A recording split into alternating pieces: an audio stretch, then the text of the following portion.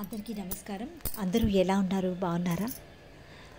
మరి ఆగస్టు 27వ తారీఖు భాద్రపద శుక్లపక్ష చవితిని వినాయక చవితిగా మనం జరుపుకుంటుంటాం. ఆగస్టు 27వ తారీఖు వచ్చింది. ఈసారి వినాయక చవితి మన విఘ్నాలను తొలగించడానికి, మన పనులన్నీ నిర్విఘ్నంగా జరిపించడానికి మనం ఆ వినాయకుడిని ప్రార్థిస్తాము. మీకు ఒక ముఖ్యమైన విషయం చెప్పాలి. మా ఇంటి దగ్గర పెద్దవాళ్ళు ఉంటారు. వారిని పెద్దమ్మగారు, పెదనాన్నగారు అని పిలుస్తుంటాం. వారు ఏ పండగైనా కూడా వదిలిపెట్టకుండా వారికి ఉన్నంతలో జరుపుకుంటారు. వారిలో మాకు నచ్చిన విషయం ఏంటంటే, వారు పెద్దవారు.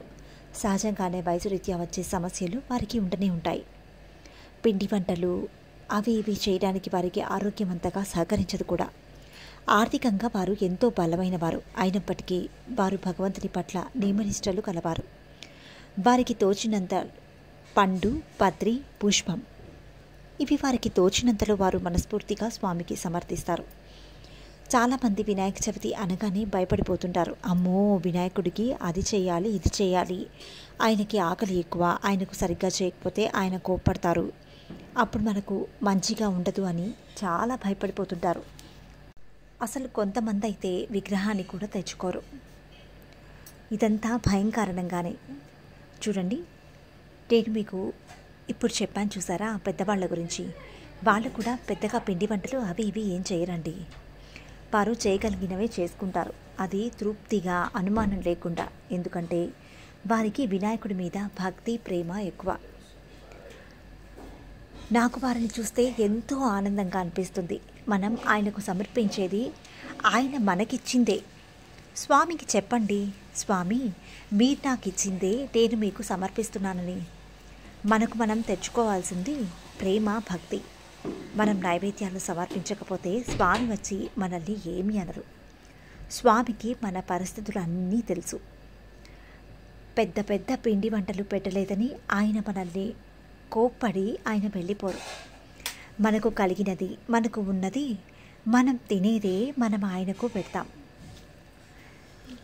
పూజ సరిగ్గా చేస్తున్నామా, ఎలా చేస్తున్నామో, ఎంతసేపు చేస్తున్నామో అన్న దాని మీద మనం దృష్టి పెట్టాలి.